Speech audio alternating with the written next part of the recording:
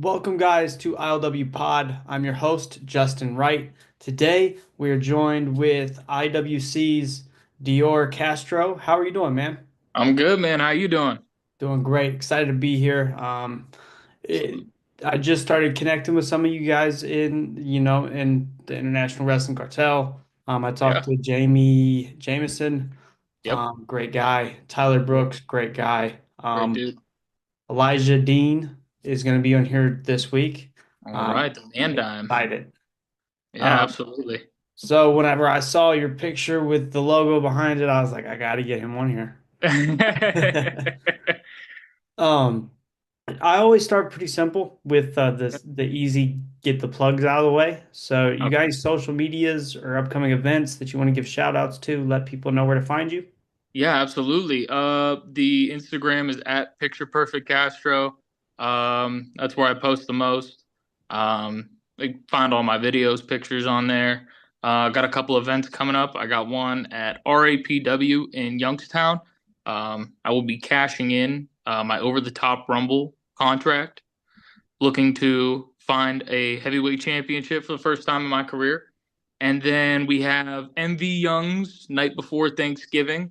It is the night before Thanksgiving. I will be competing for the hardcore title there. And I'm excited. I'm not a big hardcore guy, but collectors do, man. I don't got any gold around my waist, and I need some now. Exactly. That's what the name of the game is, right? Getting gold. Absolutely. Absolutely. Well, what are you doing if you're not winning championships? Sounds like you got your head in the right spot because I've had guys on here that are just like, I'm here for fun, which obviously you're there for fun, but you got to be there for fun and want championship gold. Yes, absolutely. You can have fun losing, but you have even more fun winning. 100%. And the check gets bigger the more you win. Hey man, I asked the best. Like you said, Elijah Dean, he's the one cashing the big checks, but I'm looking to cash those too. It'll come. Absolutely, with time, with time. I With time, mean, the grind is the journey there is the most important part. Once you get there, that's when absolutely. sometimes that's when the real fun begins. Yeah. I mean, I've been in the business for 3 years now, going on four. And it was funny when I started training. It was right out of high school, right during the pandemic. And I was like, man, I wonder what my career will look like in 3 years. Hopefully, I'll be in WWE. Hopefully, I'll be wrestling in AEW. And then you come to find out, like, there are a lot of guys in this business that mean business. Like, they're no joke, and you have to work at a pace where you have to keep up with those guys, perform better than those guys. And it's a struggle day in and day out, but you just got to keep trucking forward, or else you're going to get left behind. Definitely. And everybody's got the same goal, and there's only so many spots. Like everybody Absolutely. wants to be on TV, but there's only so much TV time. Like there's a lot, but there's only so much. A question I always ask myself is like I look at somebody I watch on TV, like the big guys in NXT right now, Trick Williams, Ethan Page, Tony D'Angelo. Am I going to be taking screen time from those guys right now? That's what it comes down to. Am I going to be taking screen time from Obafemi? That's the question. You got to be better than Oba. Yeah, so He's a monster. it's tough competition, man. You look at those guys and you're like, man, I got to be competing with screen time from them. I got to be taking screen time from them. I got to be at the top of my game. I got to be performing at my best 24/7. So, like, is that a motivation for you? Because some people that could be scary. Like, you look at a guy like Oba and you're like, there's no way. Or even Tony D'Angelo, the character works excellent. He's got a crazy move set. Like, is that a Yes. scary thing, or do you take the challenge and you're like, I'm gonna take it head on? No, I take the challenge head on. I mean, you can't be scared of that. If you're scared of that, like I said, you're going to get left behind. You have to be willing to take that head on. You got to be willing to look at that guy and be like, "Let's go. I could take this. I could take you. I could hang with you." I mean, it's not even a matter of beating somebody like Oba or like being able to like be believable as a champion. It's about hanging in there with them, having a good match with them. It's about being the best you, and that's what you got to put forward every single day. So, like, your approach, is it more of a I gotta make sure I'm the best me instead of being better than the guy next to me? Absolutely. It's smart. Absolutely. If you're focused on on somebody else, you're never going to succeed. You're never going to go forward. The only way you're going to get better or move forward is by putting one foot in front of the other every day, every single day, moving forward. It's crazy you said that because like you listen to motivational stuff or like I think one of the best ones I ever heard was Mm. from Matthew McConaughey actually, and he was like, I'm always competing with me 10 years from now because I'll never reach it. But if I always strive to be like him or better than him, I'll always succeed because I mean, I'm never going to reach that goal, which I think is like, once you think about it, it's like the best advice you could give somebody is try to be better than yourself in the future. Absolutely. Yes. Absolutely. Me 3 years ago could not hang in the ring with me today. And that's what it comes down to. I'm not trying to be better than these guys. I'm not trying to outdo them. I'm not trying to outshine them. I'm trying to outdo me. Because at the end of the day, when I look in the mirror, it's only me looking back at me. Okay. Getting into some questions. I Okay. always start at the beginning just to make it easy. Okay. Or not easy, but it's always fun to figure out when we all have a story for like when we fell in love with wrestling or when it caught our Yes. eye. Yes. Um, Mine was as a kid watching Stone Cold, and it wasn't even prime Stone Cold. It was like Austin on Raw, Yep. like Yep. Is like in '02, like that like or GM Stone Cold? yeah, GM stuff. That's where Yeah. I grew up.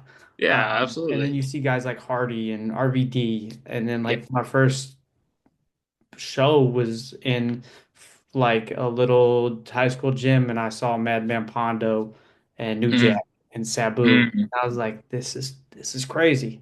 What's yeah. your story? Uh Now, I have a very bad first memory of wrestling, but growing up, I feel like I got spoiled because like when I first started getting into wrestling, religiously watching it, it was when we'd get Undertaker versus Cena on SmackDown or Raw, or you'd get like Undertaker versus Triple H on live free TV, and it was like I get to see these dudes every Friday just go at it. But the first wrestling memory that really stuck with me, I'm a little ashamed of it, is it was the segment with Shelton Benjamin, Trish Stratus, and Vince McMahon. Yeah, It's it's right, when bro. it, you know what I'm talking about? I think so. Yeah, she's got the towel on. Benjamin's talking to her, She drops and the towel. yep, yeah, I, He has the mask on. yep, Okay. she has a mask on. Yeah, I don't know why that stuck with me so much. I had to have been like, oh my gosh, like 4 or 5, but it just stuck with me so much. I was like, well, this is interesting. I want to keep watching this. Definitely. There was all kinds of stuff in that era too. Absolutely. I Like think I think between the Attitude Era and um ruthless kind of like aggression. yeah, Ruthless Aggression, that's just like I don't right now wrestling has been as much as like it's come to with a peak of wrestling, but again, it's just hard like sentimentally for me to be like, man, right now is the best time. I mean, it's it's the best time to get in it. It's the best time to be in it. But just from a sentimental value, if I had to watch anything, it's Attitude Era, Ruthless Aggression Era. 100%. Like even like ruthless aggression era is crazy. Like you said, you just watch SmackDown and Triple H is fighting the Undertaker, or John Cena's fighting Chris Jericho, or Shawn Michaels is just on a random episode of Raw fighting Ric Flair. Like, Yeah, like why do we get that? How are we so lucky to just be like, oh, dude, these guys are just going at it sick. yes, TLC's on Monday Night Raws, and who knows what else. Like Austin's there, Bischoff's there. Yep. Evolution, like probably my favorite time wrestling. I still go back and like my dad will go back and watch 90s, 80s, and I'm stuck in the ruthless aggression era, like watching Cena fight JBL and shit like that. Just that's what I Yeah. was used to. That's what I grew up with. Or like, Now, go ahead. oh yeah. No, don't get me wrong. If I'm going to like watch film, if I want to like take after people like what my wrestling style, I'm going to watch the 80s and 90s. I'm going to watch Macho Man. I'm going to watch Hogan.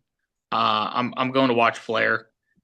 Those guys, they made the simplest things look so out of this world. Like we get so like blessed now with you watch a episode of AEW, you get Osprey, Ricochet, and you're like, I can't do that stuff. No, But you watch Hogan, Macho Man, you watch Warrior, Warrior Hogan. Like you're watching this stuff. Dude did a splash in the middle of the ring and it's got 80,000 people going crazy. And it's like, or I want Seth to be able to do with that. a simple elbow off the top rope, Elbow off the whole top, leg stadium drop. pop. Yeah, mind blown. Say Well, that's the like least. if I go to study film, I go and like watch Brett. Like prime Brett is Oh yeah. excellent. And like something else I do on like my channel is I do a stop motion thing, like action Hmm. figure thing. And Oh like filming that, I gotta watch and I study all the small mannerisms just to make it look more accurate. yeah. Those are guys I watched, like Flair. Everything he does makes sense. There's not Yeah. a if he's walking to one side of the ring to another, there's a reason. Yes. And like learning those things and watching those things is probably my favorite part. But like if I'm just chilling, like I don't got a care in the world. If I'm editing something, I'll throw on '06 pay-per-view and let it ride. Yep, that's exactly how I am, man. It's crazy again, like looking back on what we had, and again looking forward to like what we have now. It's, I mean, professional wrestling's become a sport like it's for it's for everyone to an extent, but then you watch guys like Ricochet, Osprey, even Logan Paul getting into it and then just killing it, and it's like you gotta have a sense of needing to level up. That's why I said I sit there and I'm just trying to make myself better every single day because you gotta be able to compete with guys like that, and it's just tough. This business is tough.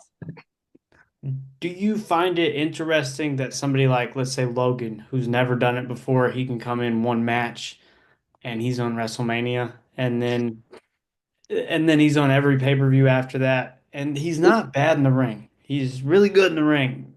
Logan Paul is an exception to the rule because a lot of people like they see the internet personality Logan Paul is, but if you go farther back, he was a state champion wrestler. Yeah. I mean, He he's was got an an athletic athletic freak. background. And you see, like, if you were watching his vlogs before that, like, before, like, all the, you know, bad Dumb stuff stuff. happened, yes, he was doing backflips. He was just casually doing splits. Jumping he's over an athletic freak. Lamborghinis. You looked at his build before, like, when he had that boxing match with KSI, he came in looking like a freak. Like, his delts were huge. He's jacked to the gills. Like, you had to expect, like, he'd have some type of athletic inkling when he got in the He fought Mayweather too, didn't he? ring. Hmm. He was jacked in that one too. Like, He like again, like you could say he's on something.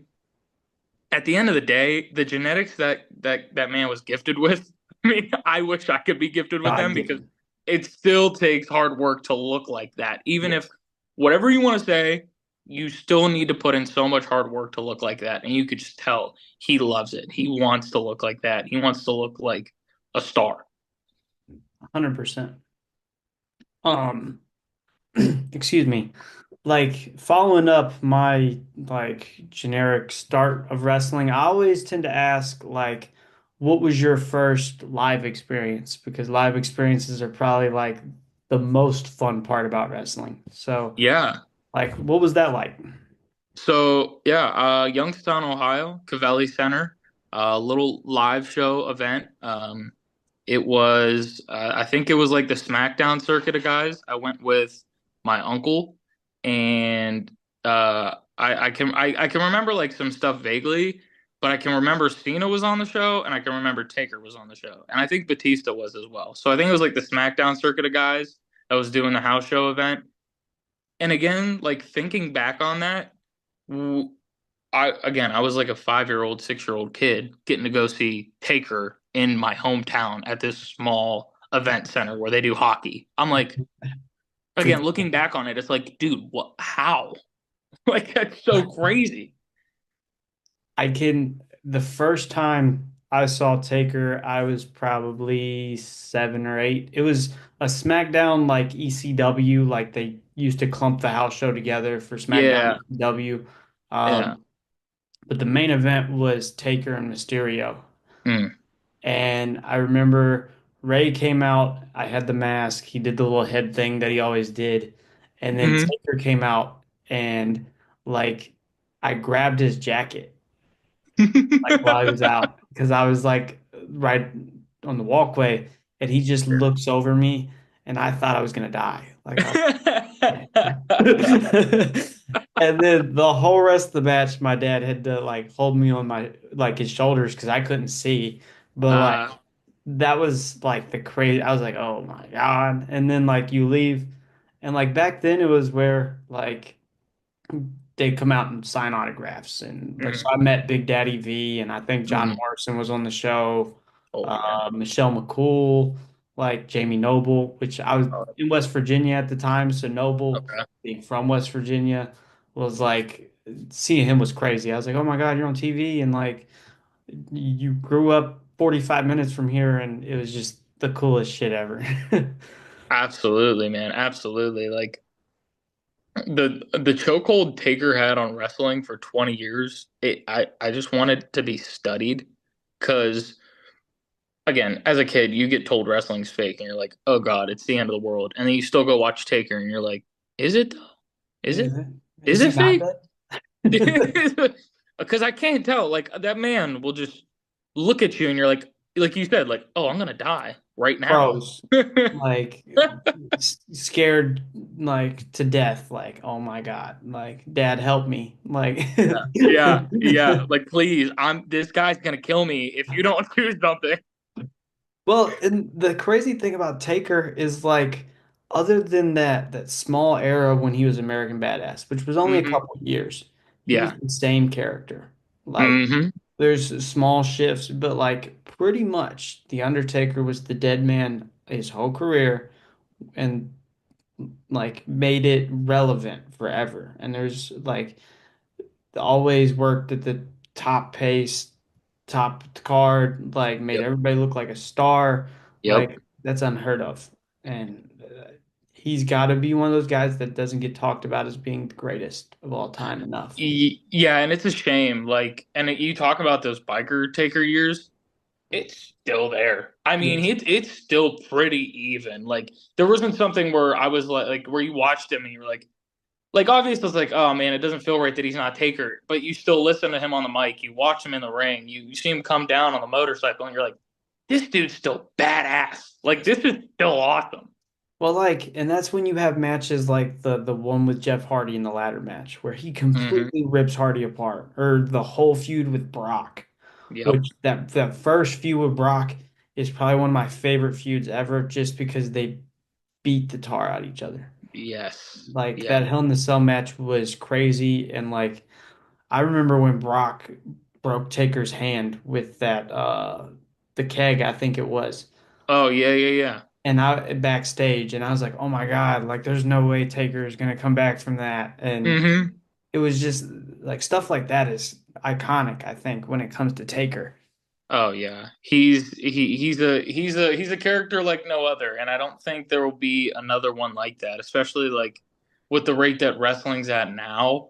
There'll never be another Taker. No, Like you talk about, like you can get like my personal, like my top is Shawn Michaels, but you could get another guy that's like Shawn Michaels.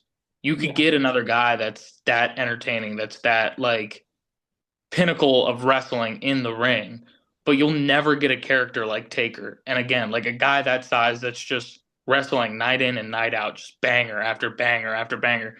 When he was in his prime, I never remembered watching one of his matches and being like, all right. Every match was just peak. It was pinnacle. Well, and like he's one of those guys that stuck to a formula, but it was a Hmm. formula that worked for 20, 30 years. Like Yeah. you couldn't argue with like you could beat him down, he'd get back up.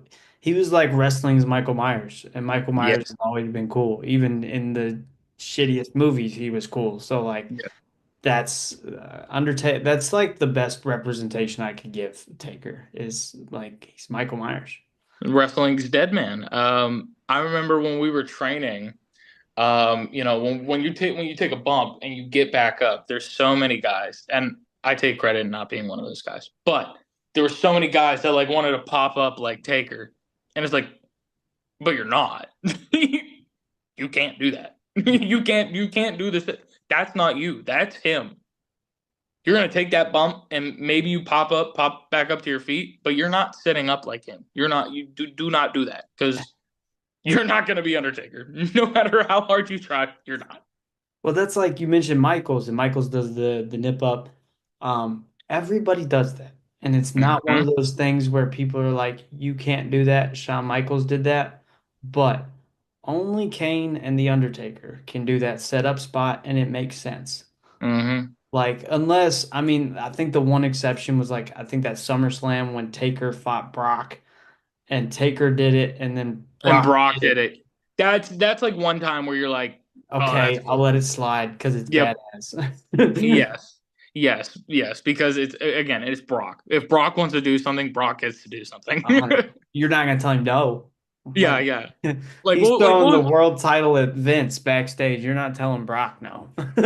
what was Angle supposed to tell Brock when he's like, I'm gonna do a shooting star breath? What was Angle supposed to do? I'm not No, gonna you're argue not with doing that, brother. you. Like, if you want to land on your head, go ahead, man. Like, hey, I believe you can do it. Just land right here. Yeah, I got you. We're safe, right? I wouldn't want to take that bump though. A 300-pound man flying at me across the For some reason, I feel like if he would have hit that, I feel like he'd have it just probably like, would have been the smoothest landing we've ever seen. yep. If Angle's like a foot closer, I feel like it would just land so clean. You know, it's crazy you say that because like watching it, I was like, why doesn't Brock just go to the turnbuckle on the opposite side of the ring? It's tough because Maybe it's a hard cam thing. yes, one that's a hard cam thing because he was facing hard cam, but another is like when you're running that spot, when you're talking about that spot, and you're like, I'm gonna go here, um, I'm gonna hit the shooting star from here, or if it's just like a ring positioning thing where in your head you're like, I'm going to that buckle, like when you go over it, you're like, I'm going to this buckle, I'm going up here. Mhm. It's just hard to be like, oh, I'm gonna go to the opposite side. And again, like I said, hard cam's right here. You're not going to be doing a shooting star against hard cam. That makes sense. Yeah, Or I don't understand why Angle maybe didn't scoot, which I understand. Like Angle was beat to death. Like he shouldn't have even been there in the first place because he was so beat up. And like he even said it, I'm not cleared. Like I was not for sure, cleared for this. I for should sure, not be doing this. It's like for I get sure. it, I guess. And again, it could have been a thing because he's 3/4 of the ring. Brock could have easily told him be 3/4 because I'm going to get a lot of distance. And even the shooting star he did do, he was middle ring. Like that's first of Insane. all, that's insane. But he might have been going over it and he might have been like practicing it and he might have just anticipated, all right, I'm gonna be 3/4, you sit 3/4, and I'll hit you there. So again, that could have been something there where he's like, you be this far because I'm gonna hit you this far, and he just didn't make it. Do you think it could be like one of those like practicing it and going over it is one of those things where sometimes you like don't anticipate, okay, we're gonna be in this match 25 minutes in, 30 minutes in, winded, done dropped each other on each other's heads, Mm, all kinds of stuff. Do you think it could be one of those where it's like, okay, we didn't estimate the fatigue that we go through throughout the match I before the move? maybe it definitely could be. It could be something like that. I know just that's more of like a mechanics thing. That's why I Okay. say maybe it was like be 3/4 and I'll hit you there. But yeah, in my head, when you're going off the top rope like that, I hit a splash from the top rope, and I kind of can anticipate where somebody's at. If somebody's like closer than half the ring, cut in half, if they're closer than that, I'm not hitting it like I want to. Okay. So every time I go over it, I can hit 3/4, I can hit middle, I can hit center ring. But yeah, it doesn't matter. Like I feel like it doesn't matter how fatigued you are, you're still gonna get that lift off the ropes. So I don't know. I think it's more of a mechanics thing, but it could easily be he was just cooked. Fair enough. Fair enough. Um, Going into like, from being a fan, transitioning to training, for you, what did that look like? Where like how did you find a school? What did it look like trying to transition into it and stuff like that? Yeah, so I was really lucky. My brother-in-law, his dad, he was in the business. He was the Milwaukee Mauler. Okay. This man is like all of 6'5", 300. He's a ginormous dude, and he was on the Pittsburgh, West Virginia, Indies for I want to say 15 years. He sounds familiar. Yeah, he was a big dude. And he got a lot of recognition. He gets a lot of recognition as an Oakland A's fan now. So I mean, he anytime they're doing the broadcasting, they're like zooming up on him. He does like artwork. He's a really cool dude. But I told him like again, I was coming out of high school. I didn't want to pursue collegiate football. My shoulder was real blown out, and I didn't want to like risk that any further and kind of like put pressure on the team, and I didn't want to do traditional college. So it was something that I always thought of. And we were at my brother-in-law and sister's wedding, and I just kind of like sat down and talked to him about it and like, what does this look like? Like, how do you get into it? And he suggested some schools, and he's like, listen, you can name drop me, I don't care. And I absolutely did, and it helped me out. But um, my talent definitely carried me through it. It wasn't just like, oh, I name dropped and I got into the school, and then I just kind of coasted from there. It took all the hard work that I could have possibly imagined. It wasn't anything of what I thought it was going to be. Thinking about going into it, it was difficult to go from being a fan to a wrestler because I still like to this day I watch SmackDown, I watch Raw, and I'm like torn because I'm like, oh, I really want to watch this. Like this is super cool, but I also want to be there. I don't want to like continue to watch this as a fan. I want to be on TV. I want to be on the biggest stage. But it's just so hard not to when like I've been entertained by this my whole life. So it's hard to find that happy middle. Um, I was gonna ask, like, you mentioned being a collegiate football player. Um, does that help you in training, or is it completely different? Yes, and no, because the wrestling as like the athleticism aspect, yes, it helped so much. Like I felt like I was in a really good position to be able to do a lot of the things I wanted to do. But professional wrestling in and of itself is just a completely different sport. Like you're not bumping, you're not like obviously it's called bumping, it's called so many things, but you need to attack that mat. You need to like be angry, like you need to throw yourself down. You need to do 500 squats a day. That's what we were doing, 500 squats a day. We were warming up, just like circling the ring, like running the ring. Like the amount of stretching I did was completely different to the stretching I do in football. I was using muscles that again I played football, I played basketball, I ran track, and I was still using muscles that I've never used in my life. It is something unlike anything else. Um, People don't give it enough credit for since it's fake. It's like, oh well, they know what's going on, they know what's happening, but the toll and tax it takes on your body is no joke. When I was in training, we were told like about a bump card, and I'm like, that's Yeah. weird. That's like, what do you mean a bump card? And my trainer, Chris LaRusso, the best training I could have ever asked for, he told us like, there's gonna come a day where you can't take bumps like you used to, and you can't do what you can do right now, and you can't take that toll on your body as long as you think you can. And I'm like, that's dumb. I feel good. Like obviously I'm hurting, I'm in pain, I'm sore, but Like, you think you can do it forever. yes, and even again, 3 years down the road. There's sometimes I was again just wrestling on Thursday at 880 Wrestling, and brother hits me with a wasteland. Boom! I hit the mat, and I'm like, "Ooh!" I'm like, "Oh, oh, okay. No, that's not. Oh, wow. All right, cool." And we're like, again, we're like 8 minutes into the match, and I'm like, "That's I It's as rough. much as you, yeah, it was rough. As much as you attack that mat, and as much as you take those bumps." Sometimes one just catches you real dirty, and you're like, "That's gonna hurt for a day. That's gonna hurt for a day or two." Um, in like, is it? I've heard people like explain it as like it's not so much you condition yourself to like hit the mat, but it's for the effect afterwards, like getting the wind knocked out of you, or like being able to deal with the pain of hitting the mat and then still being able to continue.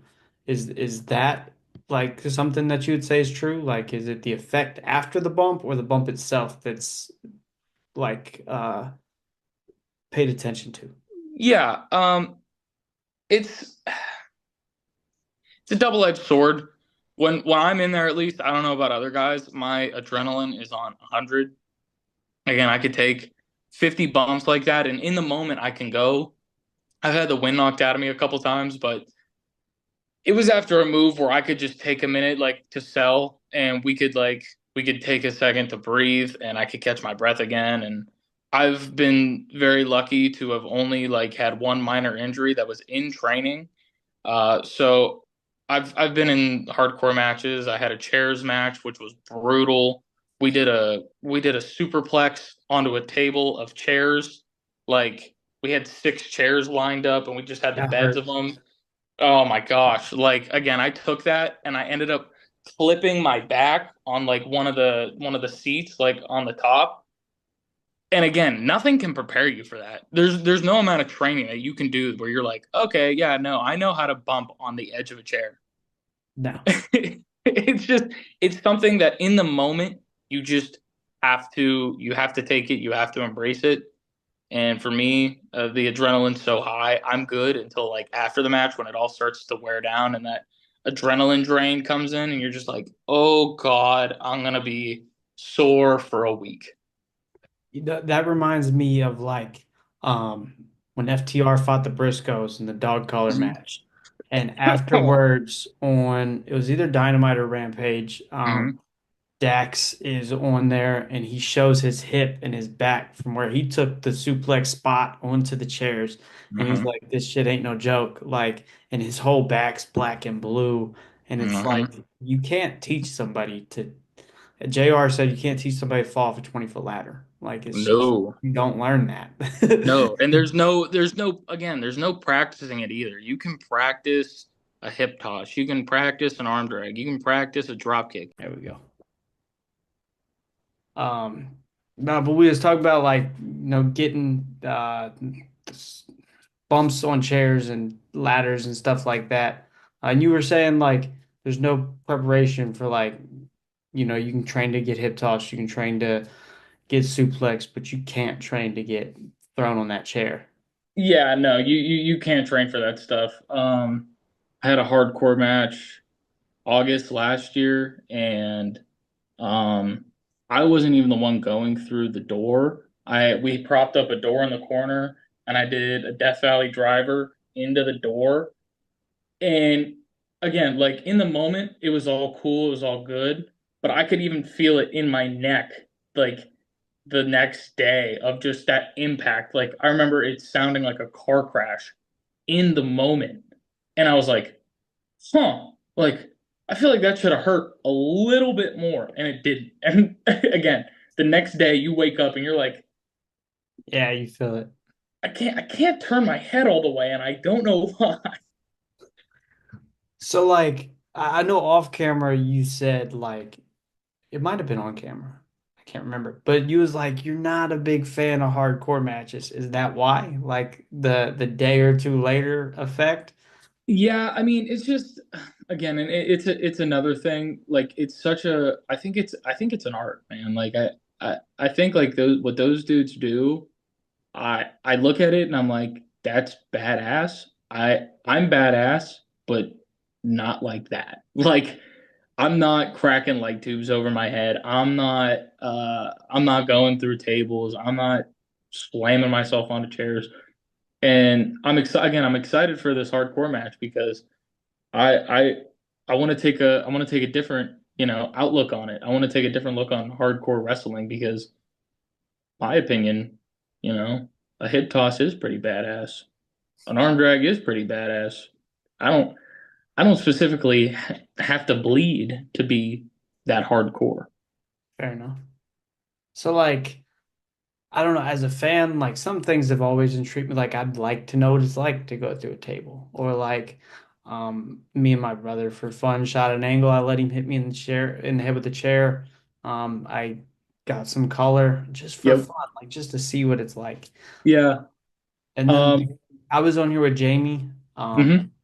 And like I told him like it sounds insane, but like thumbtacks, like just knowing what it feel like to go in thumbtacks, like to a normal person probably sounds insane. But like Yep. only wrestling fans are gonna be like, I want to know what it feels like to get thrown in thumbtacks. Yeah. Yeah. No. You'll again. There's nobody like us. Like again. Like ooh, I want to go through a table, and like a normal human being, unless It's you're like, like a what are you Buffalo talking Bills about? fan. Yeah. Like they're like, why would you want to do that? That doesn't Doesn't make seem sense. healthy. Like, why Like would you want to go drop somebody on their head? Like, what is the point in? I'm like, I don't know. I just saw it on TV. Stone Cold did it. It looked fun to me. yeah. I took my first chair shot probably 3 or 4 matches in, and it was just something like I knew wasn't gonna feel good. And in the moment, it didn't feel good, and after it didn't feel good. But like there was something about it. I was like, I feel accomplished. I feel more accomplished now as a wrestler. It's like check small. It's like one of the little achievements once you first log onto the video game, and it's like you logged on achievement, and it's one of Yes. those like, yes, I did it. It's not a big thing, but it's a thing, and I have done it. Yes. It took me a few months to get my first dive under the books too, and then when I did it, I was like, holy shit, I might be able to fly. Like it's something where you're just like, I don't think I can do this, and then you do, it and you're like, Okay. wait, I can do more than I think I can. I think I'm a little better than this. See, with a dive, from what I can tell, obviously I've never done one, but like watching it, it's something that like it's not all on you. Like a lot of it's Mhm. on the guy to catch you. Because Yes. like doing a suicide dive, if there's nobody to catch you, you're going into the front row, Yes. Yes, guaranteed. absolutely. So like Um, that's something you got to get over. I'm more afraid of I'm not too scared of somebody not catching me. I'm more scared of clipping my feet on the ropes. Okay. That's what really scares me because how easy like the error of margin that you have is very, very small. Yeah. Unless somebody's like propping that rope up and like down for you to have a bigger gap to jump through, it's so easy to like for your feet to be, Yeah. down. You go through that rope, catch it on the rope, and you're on the ground like that. And like we've seen it countless of times, like, and it never looks pretty at all. No, no. Has I it got happened? To me, luckily not. But the only thing that helps me imagine how bad it would be is I got tossed out of a battle royal once, and when I went over the top, I was holding on to the rope. I went over top and just absolutely clipped my ankle onto one of the bars holding up the ring, one of like the come-alongs, and I was limping for 3 days. Didn't sprain it, didn't break it. It was black and blue, and I was hobbling for a couple of days. But I could just imagine that being my head, like that just being what, like my temple, just whack, just Yeah. and then what? Like Done. I don't know what you Concussed. do after that. Um, did you train with the IWC or was it something Yes, you trained? So you trained with them? Um, yes. have you been with them like the majority of your career so far? Uh, yeah. I haven't wrestled there since March. Okay. Um, I'm hoping to get back in soon. I was wrestling with Brotherly Love, uh, Cliff Klepto, Ricky Dawkins. I was going to ask about them. Yep.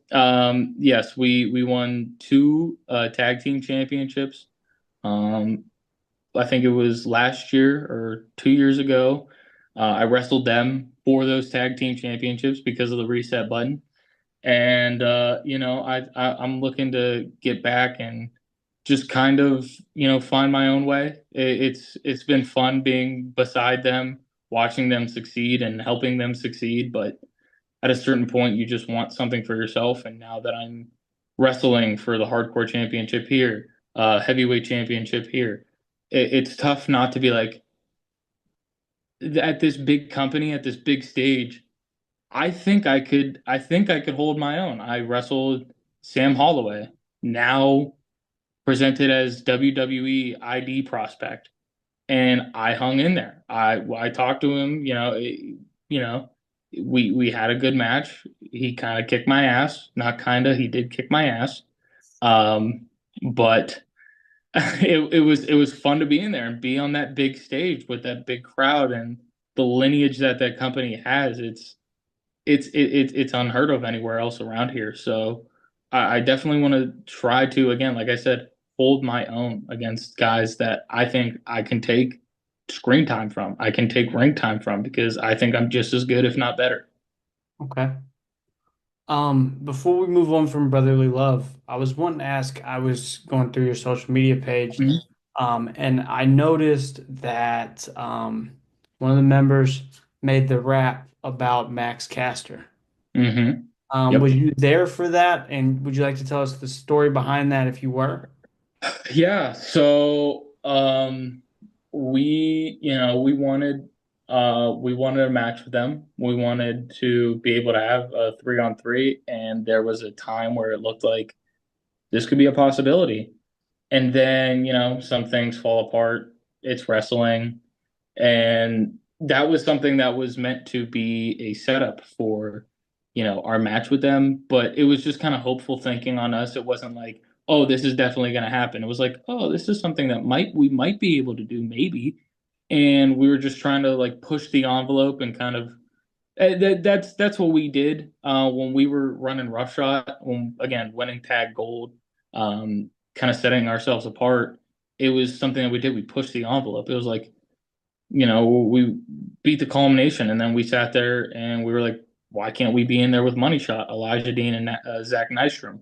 I only ever have nice things to say about the both of them because they're both studs. I've said since I got in the business, I think Zach Nystrom is one of the best wrestlers in Pittsburgh, if not the best. And then we got in there with them. They were wrestling. I was on the side.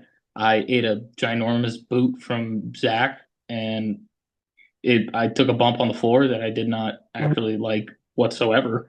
And Ricky ends up pinning Elijah Dean. And it was just like we did that in the Ross Traver Ice Garden where ECW was for so long. And it's like, huh, like the Sandman was out there for that. Like we got to be in the ring with the Sandman. And it was like That is. I tell my girlfriend all the time, I'm like, man, am I closer than I think to this? Like, am I closer to what I think I want? Am I closer than I think I am? And then there's sometimes where there's days where I'm like, nope, it is just inconceivable. And then there's days like that happens, and I'm like, oh, are we getting there? Yeah.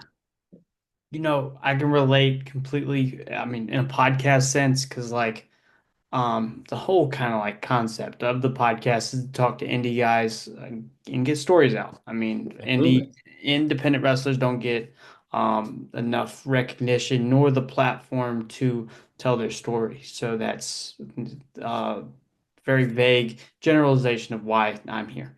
Um, absolutely, but I've talked to like Madman Pondo and Too Tough Tony and yeah, Sabu. Um, like by the time this comes out, I've talked to Alex Kane and MLW. So like yeah, it's like, okay, am I getting closer to getting bigger name like stars? And then I'll talk to like guys that's been in the business for 2 weeks. And it's like those guys are equally as enjoyable to talk to, and their story matters just as much. But it's the highs and the lows that's crazy because even like Sabu, for instance, um, as a fan, I love Sabu. Mhm. Conversation with Sabu is one of the hardest things I've ever done in my life.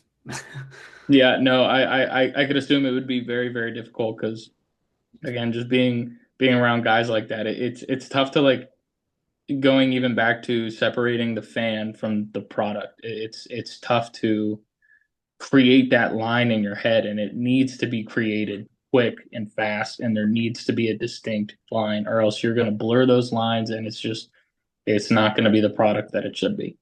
Well, and that's probably the case with like my Sabu episode is like it was one of those like very short last minute thing. He messaged me, I called my dad. I said, "Dad, oh my God, this is crazy." Sabu Mm-hmm. messaged me. And then 20 minutes later, I'm on camera talking to Sabu. Had no time to study. Like Hmm. Sabu, I know his stuff, but like you Yeah. get on camera and you're ready to talk, it's like you forget Yeah. things, you skim Yep. over things. He's one of those guys that's too is like, if you're not going to ask me a direct question, I'm not going to answer it. Yep. And like, there was a couple questions even at the beginning where I'm like, in my head, I'm like, let me ask him something to where he can ramble for a second and I can gather myself. And there was a couple of them, he was like, I'm not answering that. And I was like, oh, shoot. Like, All right. Cool. All so right. like, Anyways. it messed me clean up, and I was like, we're gonna fly by the seat of our pants. I ask about the big things, and hope Mm. to God you answer them. But It's tough too, man, because again, that's a dude. He's probably been asked he, 101 questions everything. 101 times, and There was it's tough. one question I asked him, and he was like, "That's a good one," and it was about like getting written off WWE TV and with Oh. the December dismember stuff. Like, asked him like why he wasn't in the chamber, and he was like, "Good one," and then he goes on the story. And like I think I've heard it before, Hmm. but it was one of those like I'm sure he doesn't get asked about a lot. Like sure Yeah, for everybody sure. asks him about ripping his arm with Terry Funk or wrestling Taz or even recent things like going into AEW and things like that. I'm sure he gets asked about all the time. But For like sure. that was the one question he was like, "Okay, that's a good one. I got a story for you." And then he gave me the whole thing and I was like, "Okay, okay." I wish I Yeah. could have got a couple more of those, but we're here. Listen, you got one. That's more than a lot of people can say. And again, I got a lot of respect for what you're doing here because the Indies is a unforgiving thing, and the fact that you take respect in what we do, we take respect in what you do because like there's not a lot of people that'll like take time to be like, oh, I want to hear about what Joe Schmo's doing on the indie scene. I want to talk to Obafemi. I want to talk to Tony D'Angelo, Jay Uso, guys like that. Like and you gotta start somewhere. Like this is kind of like your indies as well, Yeah. interviewing guys like me, like Tyler, like Jamie, and it's only gonna get you closer to guys like Sabu, those big name guys. Like anybody that you could think of, you could probably one day sit down and have a conversation with them. Well, like I'd say right now, like one of the main like areas I've been talking to is in Georgia. AR Fox has a school down there, and Oh, like okay. I started talking to his trainees, and I've probably talked to 15-ish of his trainees, and Yeah. like I always tell them, and like it's a far-fetched idea, but I'm like, if we can get Fox on here, it would do really good because Fox Hmm. doesn't do a lot of interviews. And Yeah. like something I've read and listened to from other podcasters is like podcasts work in a way to where it only takes one really interesting interview for all the other ones to do good. And I'm like, Yes. guys, if I can get one good one, Hmm. everybody will do good, including myself. Like I will do good, you will do good. It'll get everybody's story out because they'll be like, okay, well, this one was good. Let's go hear what he had to say with this guy or this guy. And so, like, obviously, like, I want to talk to Cody Rhodes, like, For or Seth Rollins, but right now, I probably have more fun talking to you or Jamie or one of AR Fox's kids because um we're still like realistically indie wrestlers, a lot of them are still just fans. Like yeah. getting to live out the dream. And that's the my favorite part is sitting on here fantasy booking or talking about Brock Lesnar and Undertaker 15 years ago because Yeah. why not? Yeah, no, I'd probably say 90% of us get into this because we're fans. We fell in love with it as a kid, and we watched guys like when I was growing up watching Angle, Hardy, Cena, Mysterio, watching guys like that, I was like, man, I really want to do that. I am in love with this.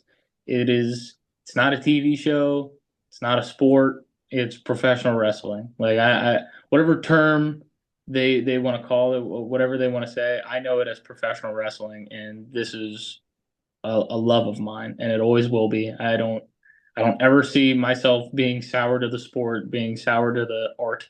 Yeah, It's just something that'll always be with me, and I hope it's something I'll always be with as well. definitely. Um, Before we get going, I got a couple more questions. Okay. Couple about the career, and then I'll get into some other fun stuff at the end. But Okay. um, I always like names intrigue me because like there's so many reasons we make our name. Even my podcast name is something I made up as I mean on the video game. Like this is my character. Yeah. So like where did Dior Castro come from? It's funny and it's very anticlimactic. Okay. Um, I mean, my real last name, chop a couple letters off the beginning. That's how you get Castro. But Dior, it was kind of like a last minute thing. With my trainer, I pitched one single name before he agreed to Dior Castro.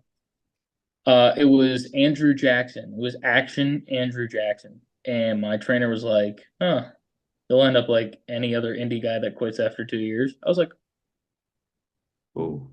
"Okay, yeah, no, we're not going to do that one. Cool, awesome, all right." And I was with my one friend and we were in the car. We would do I felt like every other night during the pandemic, we would just like go get food. We'd sit in his car and we'd listen to music and we were listening to Pop Smoke. We were listening to the song Dior by Pop Smoke. And I looked over at him and I was like, man, wouldn't that be a cool name? And I literally right after that, I was like, Dior Castro sounds pretty smooth. Like it was like It does. yeah, it was something like it again. It was just like I luckily stumbled upon it. I came to my trainer and I was like, "How about the picture perfect athlete, Dior Castro?" And he goes, "I like that. It I stands actually, out. yeah." He's like, "I actually really like that a lot." And I was like, "Sweet, we got it. It's money." And the thing I actually really regret is never coming out to that song. But again, just on the premise alone of like Dior Castro just being smooth and like sticking out and uh, kind of flowing with like the picture perfect athlete. It it really just all cultivated into what it is today. I think the best part about the name is like if you look at a card, it's gonna Hmm. stand out. Like you're Yeah, gonna there's gonna be all kinds of guys on the card, like and your name is gonna be one of those that is like, okay, like it almost sounds foreign. So you're like, this is like who is he? Where's he from? What's he about? It's interesting. I think the best thing about it is if you just looked at a card and saw Dior Castro, and then I came out, you'd be like, "That's not what I was expecting." Yeah, exactly. I mean, like, cause like not gonna lie, I was looking through your stuff and like in the picture, your profile picture, like you can tell like for instance, like you're wearing like the boxing shorts. Yeah. Like I didn't pay much attention to it. And so Hmm. like because I'll be honest, whenever I find people, it's I don't really pay attention to who the person is. It's like, okay, they're friends with this person. I'm gonna send all of them a message. Yeah, Um, yeah. Very quick glance thing. But like I was going through and I was like, okay, this is not what I expected. The boxing pants, the hair, uh, Yep. it sounds like somebody that could be from like Cuba or Puerto Rico. So I was expecting like a tan, like tatted up, like Yep. and the complete opposite. which Yep. I was like, okay, this is gonna be fun. Yeah. Yeah. Uh, I I always the thing that like kind of clicked with me in the same moment was Canelo. Like when you see his name, you're like, okay, so it seems like a pretty average name. And then you see him in person, he doesn't look like somebody like with deep Hispanic roots. No, But then like he speaks fluent Spanish and he's like just again like it's something like you just never expect. So like when again you I have the name, I have the look, and then like I have like the personality. It's just things that you wouldn't expect. And I want like people to just come in if you come in like completely blank minded and then you're like I've never seen this guy wrestle before. Let's see what this is. Dior Castro. Okay. And like you said, the amount of times people have been like, "Are you Cuban?" And I'm like, "No, no." There was like even a time, and I'm like, again, not really. This is where wrestling takes you. People were like, "Man, you should say Fidel Castro is your dad," and I'm like, "Nope, not. no, I'm not not doing that one." not a good I idea. just I mean, not a good idea. no, No, no, you're gonna get me in and trouble. yeah, exactly. Like again, like oh my God, the amount of outlandish ideas Vince McMahon had, where it was like Stephanie was pregnant, and he was like, "How about it's my kid?" And you're like, One of those ideas. "Yeah," you're like, "Why? How does that even come to your head?" And like, I forget who even pitched me the idea, but it's like, I'm not doing, I can't do that. That's just not something that's No, gonna click. not gonna work. Like I can't some make that look guy on good. the internet's gonna get offended. Like next, Yes. I might get booked. Yes, yes, but reeling it back in, it's something I just work towards standing out and doing whatever I can to stand out, and the name just kind of like seals the deal. Definitely.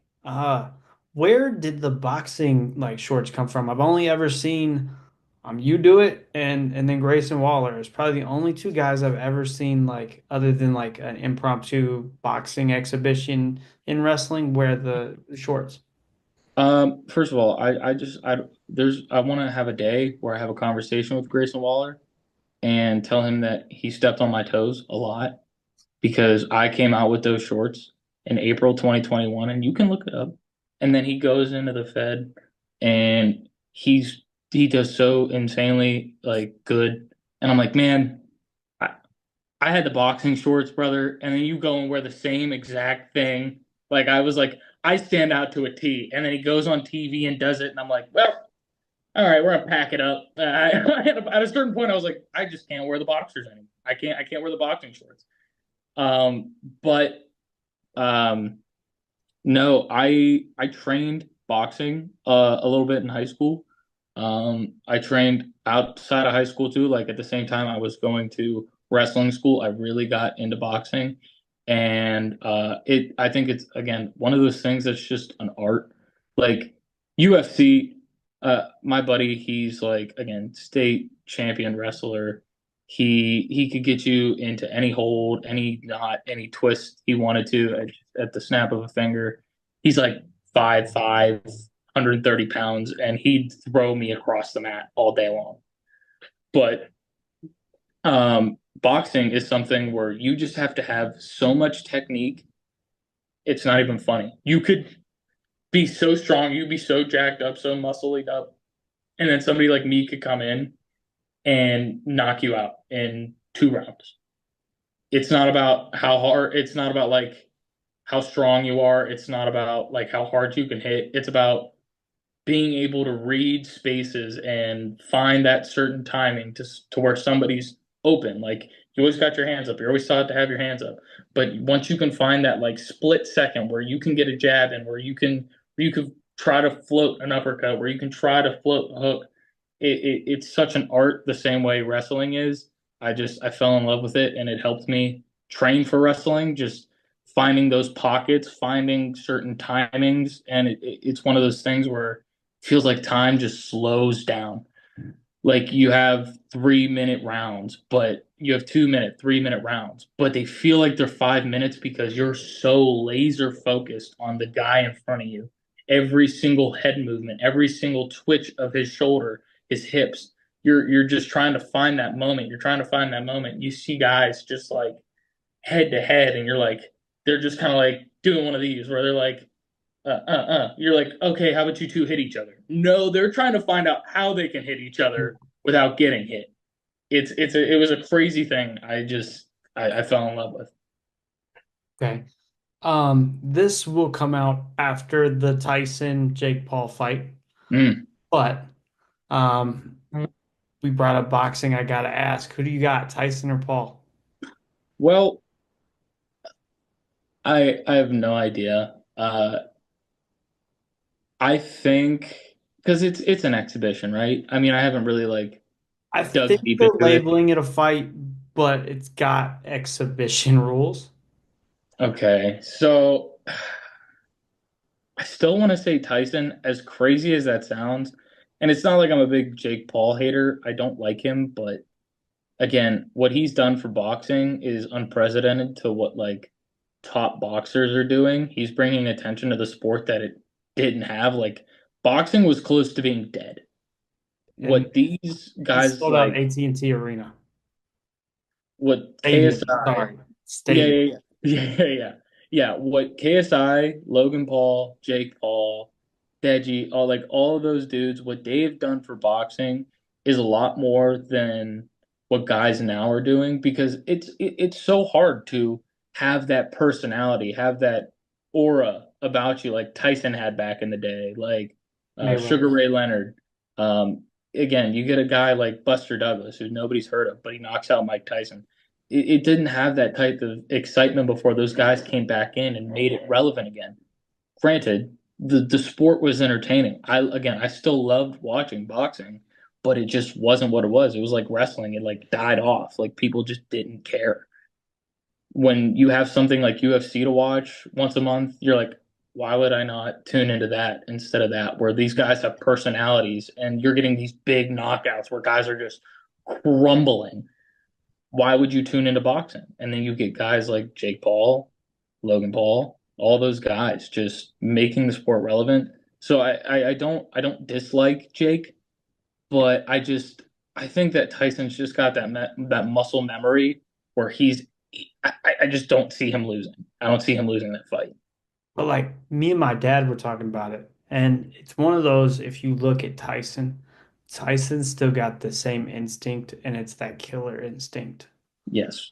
there. He wants like, and I was even trying to tell my dad like not to discredit what Jake's done, but there's got to be a certain, I just personally feel like there's got to be a certain level of payoff. Like, hey, it might be better for boxing if I knock you out, type thing.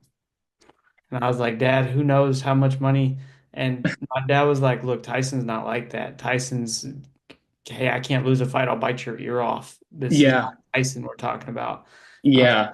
there. I can't argue with that. So like, I, I would love to see honestly Tyson go in there and knock him clean out. I don't think I, I don't see a world where there's a knockout. Um, I just I don't see that being a possible outcome. I think they've set it up to where it'd be very hard. Yeah, that's what I mean. That's what I'm saying. Like, I think it would just, I don't see a world where that happens. I mean, if I were to watch Jake Paul knock out Mike Tyson, again, I think that might just plummet the sport again. I think as much as he built it up, he's just gonna crash it. So, It'd be I like the Undertaker streak ending and there being no follow-up. I think it would be like James Ellsworth ending the Undertaker streak. No hate on Ellsworth, but like Yes. also, Like, wait, why? for what reason? Yeah, that's what I mean. Like it Okay, just it wouldn't add up in my brain. Like I think I'd watch it and be like, that didn't happen. That's not real. This isn't real life. fair enough. Um, has boxing been something you've thought of, like ever thought about going back to, or are you just focused on pro wrestling? I just focus on pro wrestling. Again, boxing's a sport that is even more unforgiving than wrestling, and I think I have a real knack and a real itch for wrestling. I don't have that same type of urge for boxing. It was again, it was something that like I did to support wrestling and make me better at wrestling. Um, and kind of like to be able to take a punch because sometimes you'll be in the ring and you'll get popped and you just have to be like, oh, okay, cool, all right, I'm back in it. Um, and it was it was just something I did to help that passion rather than be like, oh, I really want to get into this. Because again, there's guys that are so much more motivated in that sport, and they're like, I'll kill you to get to the top. And I'm like, You can have it, man.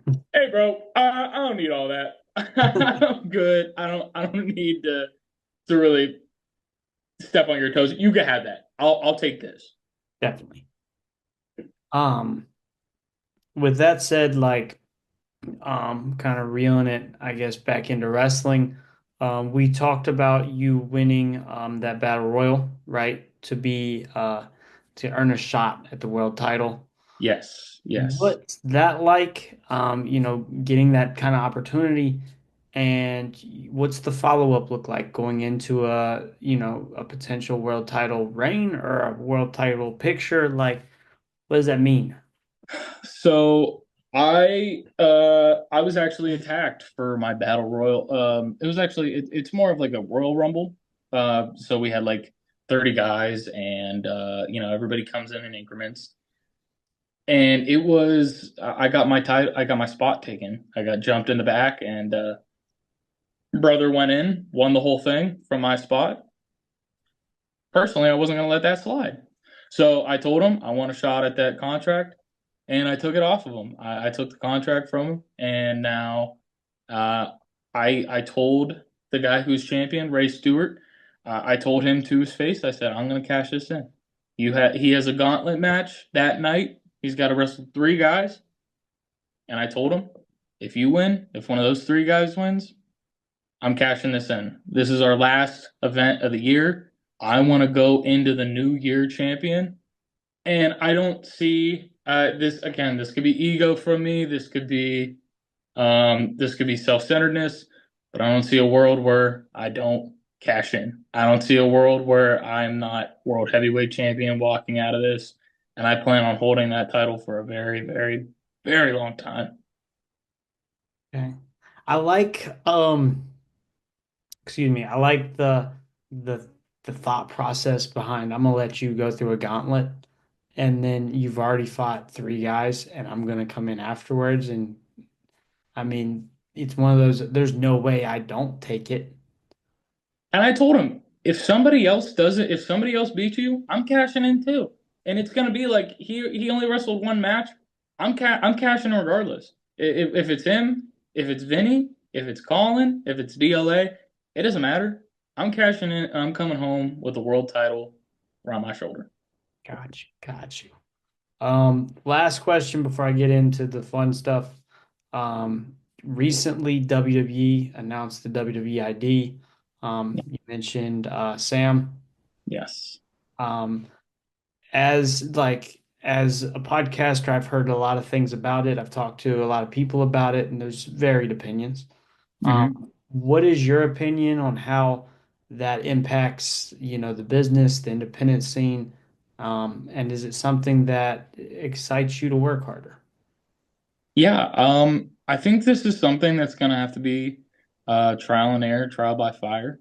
I think it is definitely all in all a good thing. I don't think there's a place or scenario where this is a bad thing. Like again, I saw them posting the prospects with the graphics of the companies that they're from. Like I saw Sam with the IWC logo above his head where he was scouted. Now Sam got his start in AIW in Cleveland, but he got noticed at IWC in Pittsburgh. And I think that is going to put a lot of buzz on a lot of these indie promotions.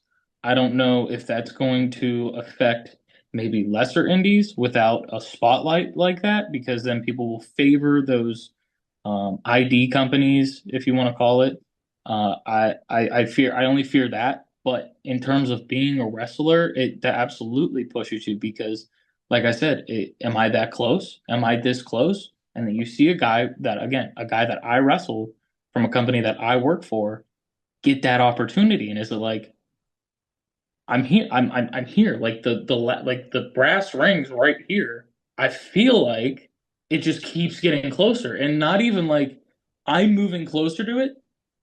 This makes it feel like the brass rings getting lowered closer to me. Like I'm like, oh my God, like they're making this so much easier. So is that a placebo effect from me? Is that like, oh, this is just going to be stuff that benefits like three people, or is it going to be something that really benefits all of us as a whole?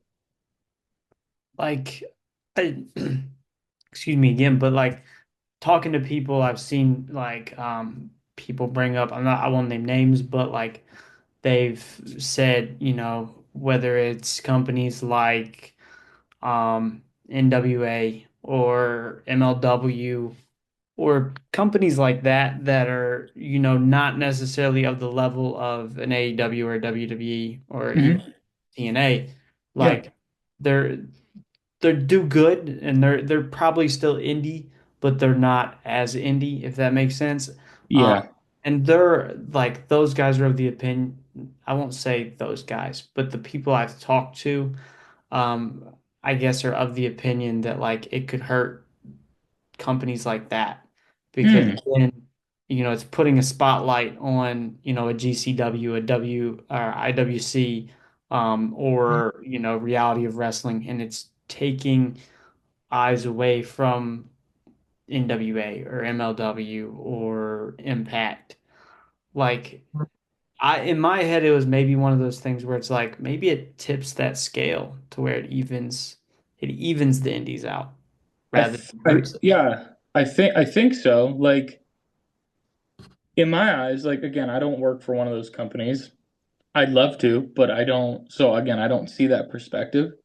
But in my eyes, I think it would again level that playing field. But you're not losing anything. Like NWA already has that name. Like everybody knows how important NWA is to wrestling if you're like a wrestling fan.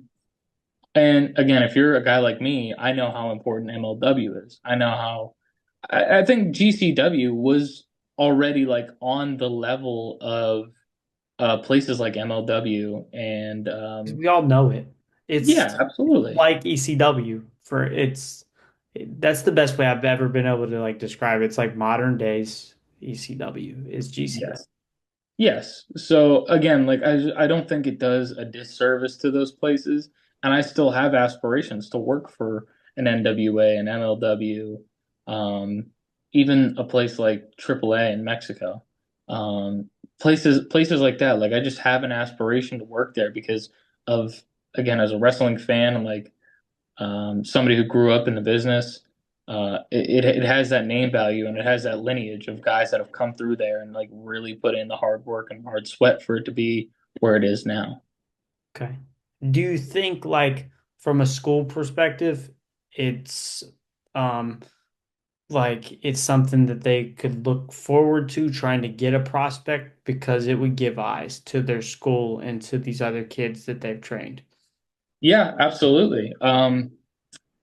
I know that they highlighted schools already that they're already like deeper invested than others, but that's like again, it was like Booker T's school. It was like the The Nightmare Booker Factory. T, Cody's, and then Seth Rollins, I think, were the three that they named right off the bat. Yeah, and then in my eyes, it's like again, maybe this could be because I'm in the business. It's like we already knew that. Yeah. Like in my head, I thought everybody already knew that. It was just them coming out and being like, "Oh yeah, we are working with them a lot more." It's like, "Oh, okay, thank you for the obvious." So, I do think, and then what stops again, like a lesser indie from producing a top level talent and them becoming a WWE ID star, and then their company being promoted from that. So I think maybe where I fear for lesser indies, it could be a driving factor for them too. Something I learned, or I don't want to say learned because on the internet you never know what's true and what's false, but something I read was like with the WWID thing, the prospects, they're not signed, but No. they're paid attention to.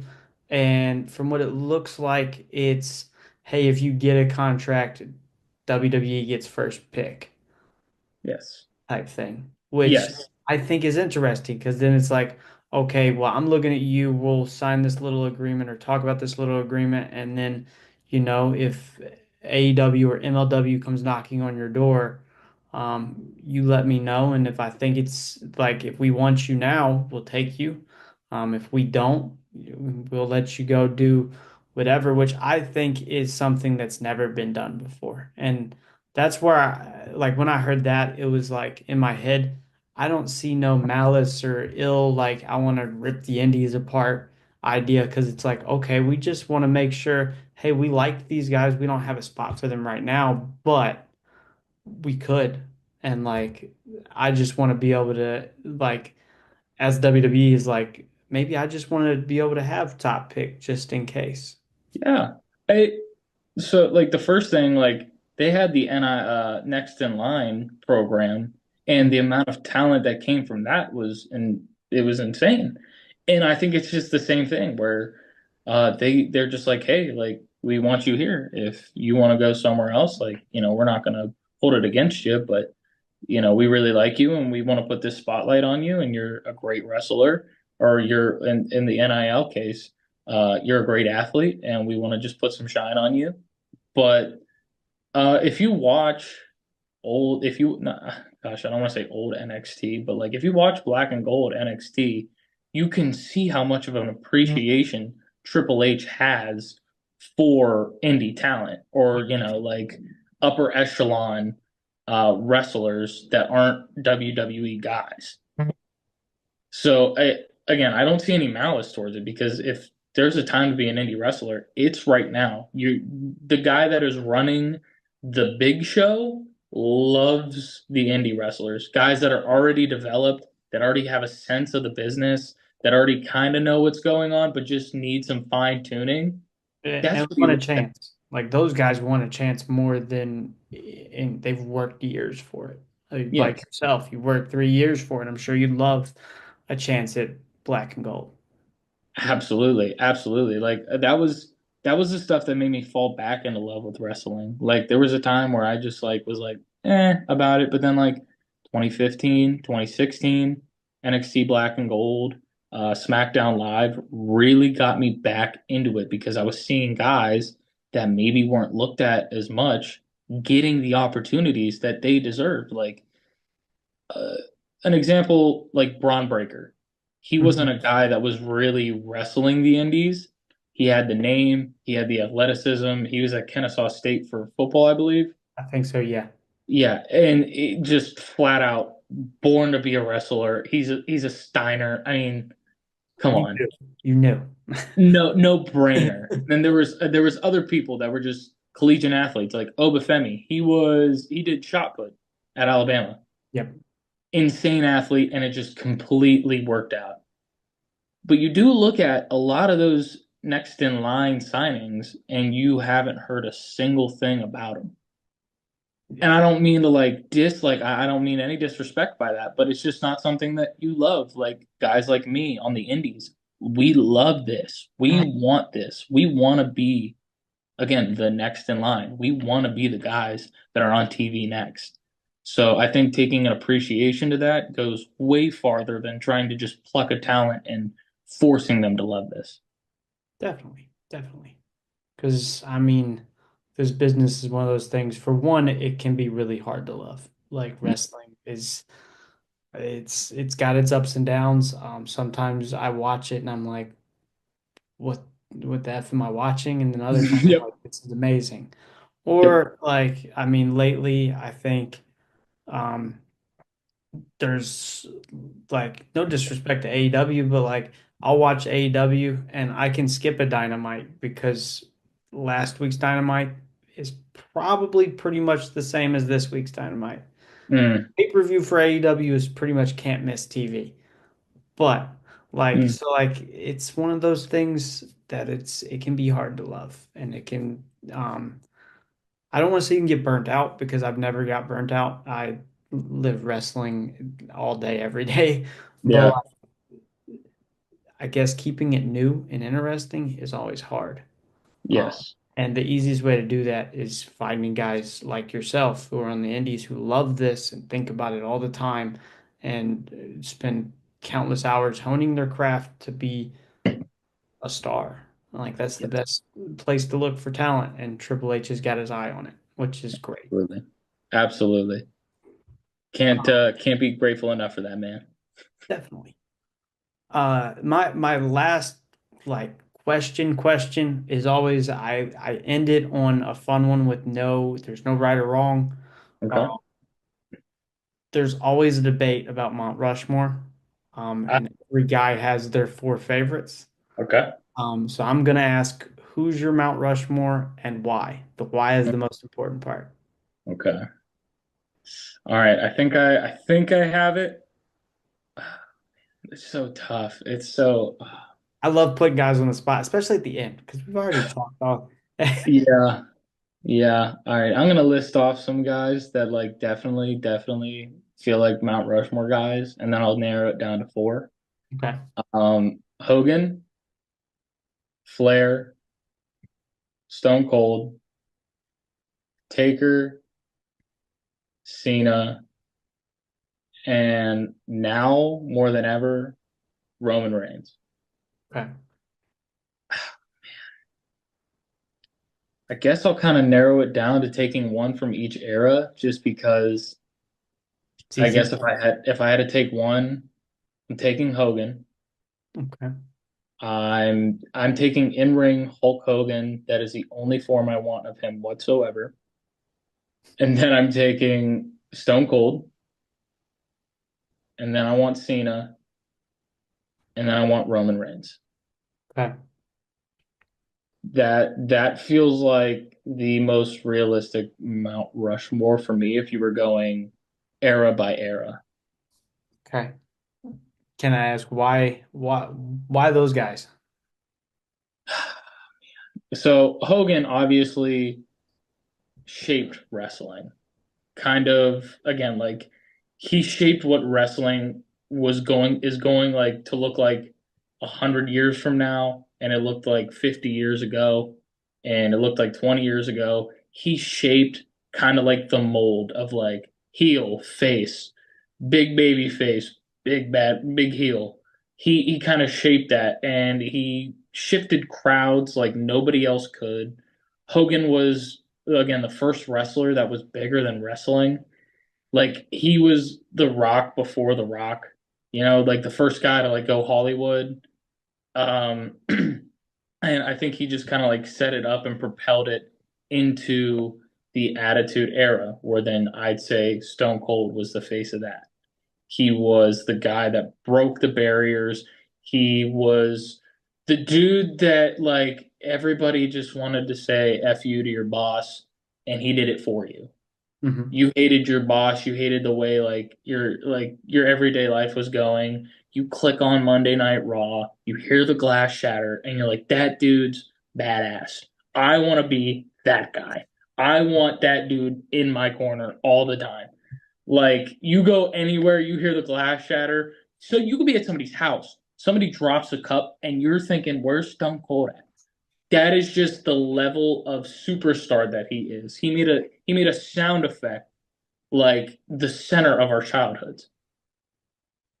Cena kept wrestling alive. I think that he is like the most this is gonna sound really bad. The most talked about wrestler of all time. Because obviously he gets his flowers. A lot of people will say he's the GOAT. But again, where you had that attitude era, then you had the fall, like you had the ruthless aggression era, then you had the fall off with the PG era. He still kept it alive. He still kept you wanting to tune in every single week to be like, what's he gonna do next? What's Cena doing? What like again, you have guys like The Rock leave. You have guys like Stone Cold leave, Shawn Michaels, Triple H. You have guys like that move aside and move on. And it's like still to this day, I still want to watch John Cena. Like next year, again, we talked about like blurring the line between fan and wrestler. I want to see Cena go on this farewell tour. I want to watch every episode that he's on. I want to see every single thing that he does to this day. 100%. And then Roman Reigns now giving us that hope. It's like Star Wars. He gave us the new hope. He ran the pandemic era. He went on probably my favorite championship run in wrestling. I remember just every Friday watching SmackDown with my dad and just throwing up a one.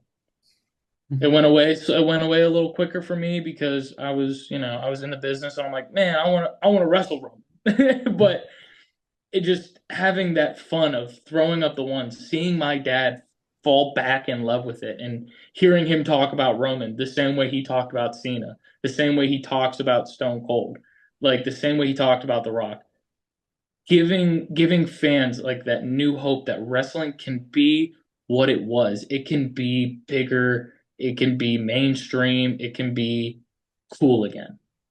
He made wrestling cool again. So I just feel like those efforts shouldn't go unnoticed, and that's why he finishes off my Rushmore. Okay. I like it. And it's like every guy you mentioned has shaped an era. Like whether and like pretty much like if you put them together, it could build the complete house, so to speak. Like Hogan being your foundation, Austin being your bottom floor, and then, maybe Cena topping it off, and then Roman is the decor. Like Yes, they all like just connect the full piece of the puzzle that is wrestling.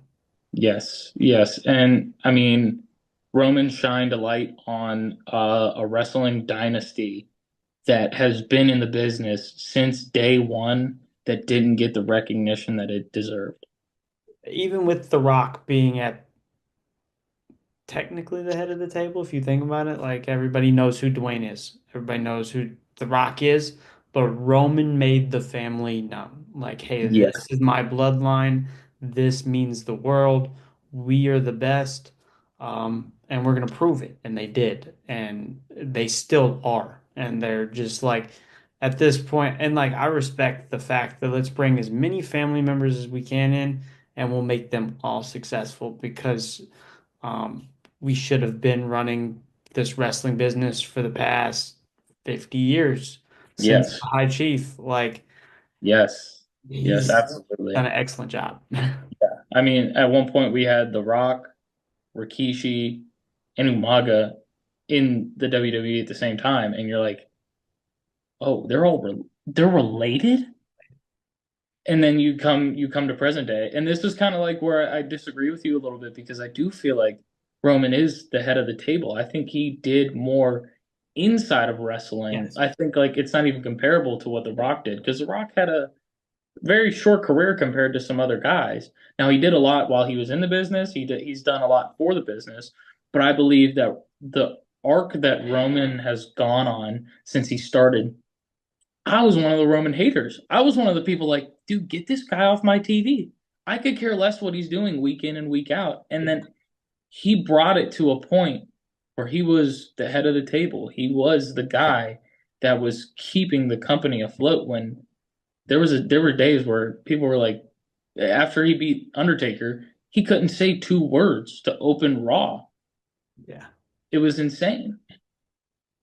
I think by like head of the table for The Rock, I meant more along like mainstream. Like Yeah, Rock is probably like on a from like a mainstream audience. I don't want to say done more for the family, but made himself.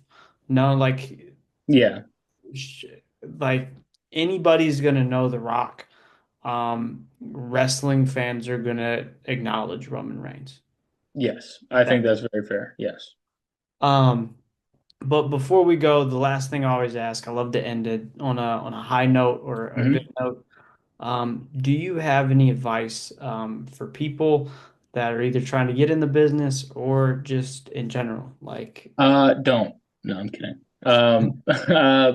No, I mean, all I'd say is know what you want and just go after it. There's tomorrow's not promised, and this is something that could pass you by, and I'd like to think that when I lay my head down for the final time and I go off into the sunset, rise up to heaven. I want to think I did everything I could. I don't want to lay down on that pillow for the last time and be like, man, I wish I'd have done this. Man, I really wish I'd have tried wrestling. I really wish I would have taken that leap and tried to try to be somebody. I tried to try to follow my dreams. I wouldn't want that for anybody else. I wouldn't want you to go to bed at night and be like, man, what if I just tried this? What if I could have done this? What if I could have been Shawn Michaels? What if I could have been The Undertaker? What if I could have been those guys? And you'll never know. And the only way to find out is getting in there and doing it. Perfect. Perfect. Man, I had a great time. This is definitely something I feel like we could sit here and talk for hours. Absolutely. So I'll leave the door open if you ever want to come back and do a part two. We can sit here and chat all day. Absolutely. I appreciate it. I had a lot of fun, brother. I'm always open. But I had a lot of fun talking to you. We definitely could sit here and talk about wrestling for probably hours on end. But I won't take your time. Your time's valuable. I appreciate the time. I appreciate you having me on, and I hope to be on again. How's this? After that world title win, we'll get you back on here for part two. Deal, deal. I will come sitting here, shiny new belt, and we'll talk about how good of a champion I am. I'll keep the eye out. As soon as I see that belt, I'm gonna message you. All right, sounds good, brother. Hope to Sounds hear good. from you. I'll see you later, man. All right, take care.